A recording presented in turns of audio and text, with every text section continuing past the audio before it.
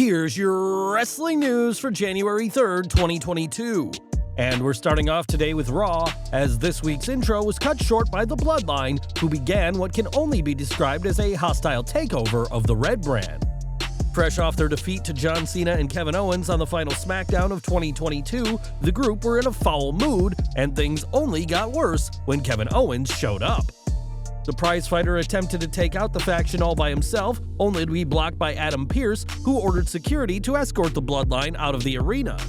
These guards were no match for Sami Zayn and the rest of the group, but it was Owens, assisted by the rest of the locker room, who took out the heel faction. Eagle-eyed viewers may have spotted Elias in the fight after making his return a few weeks ago, and he seemed more pumped than usual to be a part of the show, and was raring to go. While only part of the group to run off the Bloodline, Elias played a crucial role alongside the likes of Owens, the Street Profits, Mustafa Ali, Shelton Benjamin, and Cedric Alexander, among others. An unhappy Pearce announced that as punishment for their attack on security, the Bloodline members would be involved in matches, with Solo Sikoa facing Elias in a Music City street fight. After being on a roll since his call-up at Clash at the Castle, fans were excited to see Solo face Elias this week, and their brutal street fight saw the ring surrounded by instruments, including a giant piano and a drum kit. Hardy, no relation to Matt or Jeff, was in the crowd for the show, and the composer of the 2023 Royal Rumble theme handed Elias a guitar, but Sikoa leveled Elias with a kick as he got back in the ring. Sikoa would hold his own against Elias and would catch the former 24/7 champion with a mid-air Samoan spike to get the win. But what did you think of this wild opening to Raw with the Bloodline? Let us know in the comments below. The Bloodline has been the most dominant faction WWE has seen for a very long time, but they aren't the only impressive faction fans have witnessed in recent years. During Raw, Adam Pearce was spotted speaking to MVP, and it was strongly implied that the Hurt Business could be making a return. As Damage Control made their way to the ring, fans saw MVP talking to Pearce, Shelton Benjamin, and Cedric Alexander in the background, and it's clear that a Hurt Business vs. Bloodline storyline is in the works. After all, Pearce had his hands full with the Bloodline, and having the Hurt Business neutralize the group would be great for WWE's authority figure. While Bobby Lashley was nowhere to be seen during the tease, Pearce declared that it was a matter of when Bobby Lashley returned, not if he returned, so we know he is coming back to Raw.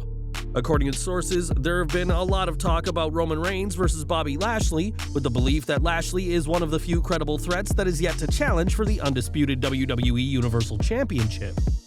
The idea being suggested is that the other Hurt Business members will be able to neutralize the other Bloodline members, giving Lashley a fair fight and shot against the head of the table.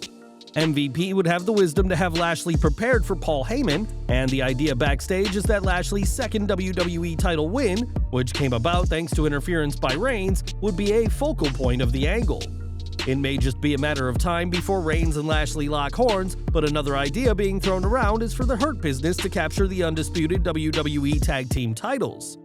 After recently breaking the New Day's record, Jimmy and Jey Uso have had no prominent feuds of their own, and the team seem beatable when someone from the family isn't at ringside. If Lashley was at ringside, then the Usos versus Cedric Alexander and Shelton Benjamin would be a game changer, and there have been talks about the Hurt Business capturing the gold. The attitude backstage is, given how eager fans have been to see the Hurt Business reunite, that fans would not be mad about the Usos losing the titles and their record-long reign being broken. All signs are pointing to a Hurt Business vs. Bloodline feud, one that will tide us over until at least WrestleMania, and after years of fans calling on MVP's group to be reunited, fans will soon get their wish. Are you excited to see the Hurt Business finally reunite? And who will you be rooting for in their war with the Bloodline? Let us know in the comments. More from Raw, and this week's Raw Women's Championship match had plenty of Bray Wyatt influence during Alexa Bliss's efforts to dethrone Bianca Belair. Bliss has been slowly transitioning to the dark side in the past few weeks, and just last week leveled Belair with a vase, while also opening on her former alliance to Wyatt. While last night's title match started off as normal, Wyatt made his presence felt with a figure dressed in black wearing a mask, which would completely distract Bliss. The crowd later roared as the Titantron cracked before revealing Wyatt's Firefly logo, causing Bliss to snap and attack the referee, earning herself a disqualification. Things didn't end there though, as post-match Bliss would give another beatdown to Belair, leaving a feud that seemed expected to end on this show with a new reason to continue. The beatdown on Bianca Belair left her bloody and led Montez Ford to come down to the ring to help his wife to the back, and it's believed that colliding with the steel steps caused the injury to her face. Ironically, at the start of the match, Bliss was the one struggling as she suffered a bloodied nose, but it's unclear as to when exactly this injury happened.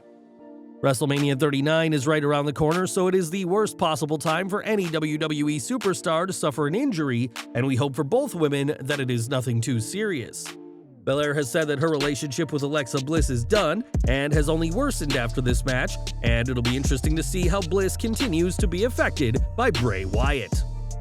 Raw also saw Becky Lynch continue her feud with Damage Control and even saw a possible reference to everybody's favorite New Japan star, Sasha Banks.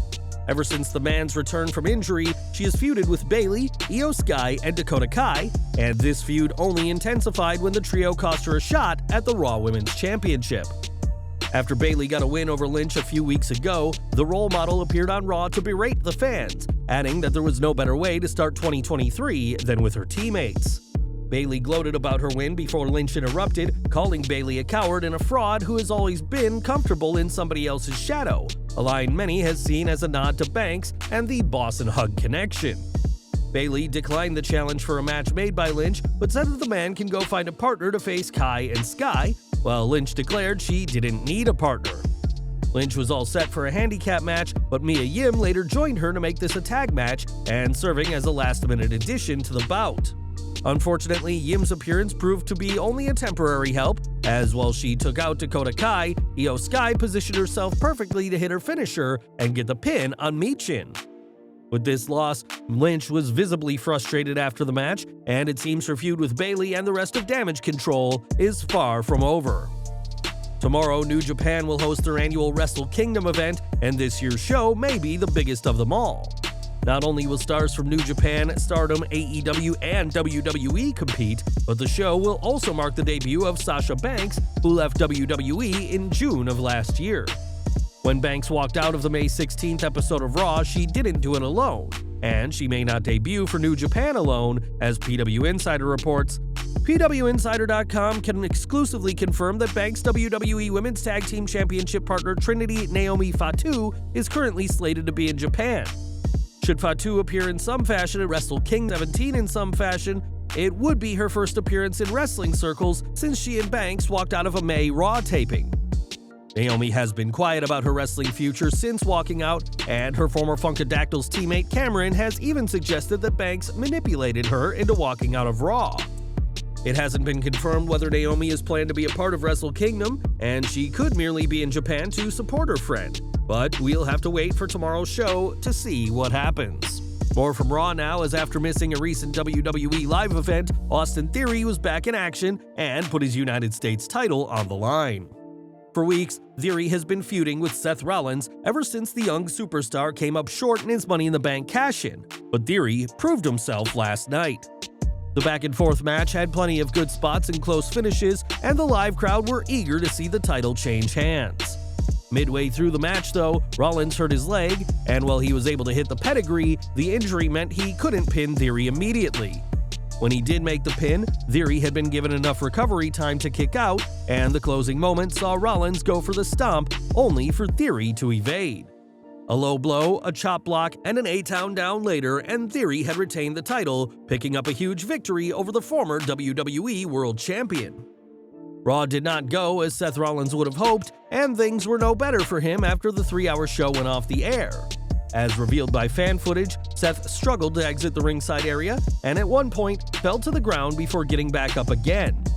Fans have been concerned that Rollins' injury as seen on Raw is legitimate, and it appears that the knee injured this week is the same knee that gave him trouble back in 2015. That knee injury saw Rollins forfeit the WWE World Heavyweight Championship and miss 6 months of action, including WrestleMania, and we can only hope that history has not repeated itself this week. After terrorizing his family at Thanksgiving back in November, Dominik Mysterio looked to do the same last month for Christmas, but that didn't go according to plan. Having learned from last time, Rey Mysterio called the cops on his son, who was promptly arrested, but now the Judgment Day member is out. During Raw, a borderline hilarious promo aired for Dominik, speaking about his brief time behind bars. With his mannerisms and toothpick, Dominik teased a character change and paid tribute to the late Eddie Guerrero and Razor Ramon. Judgment Day was noticeably absent from the show, and it was a good sign when fans notice because it means they're relevant. Rhea Ripley and Dominik Mysterio have been a huge part of why the Judgment Day has remained so relevant, and the young superstar absolutely knocked it out of the park with his promo this week. And we're ending today with Mandy Rose, who was NXT's highest paid superstar before her release last month. Rose was released from WWE due to the nature of the content on her website, but even without her job, the Toxic Attraction alum isn't exactly feeling the pinch. On Instagram, Fantime, the company that runs Rose's website, congratulated the ex-superstar, revealing that she made over $1 million in December 2022 alone. When wrestling journalist Alfred Konuwa pointed out that the only other person to leave WWE and then earn $1 million in 2022 was Vince McMahon, Rose responded, saying thank you in a tweet. Earning $1 million in 1 month on her website, many have questioned whether Rose will return to the life of traveling and taking bumps as a wrestler, and whatever comes next, she won't be strapped for cash.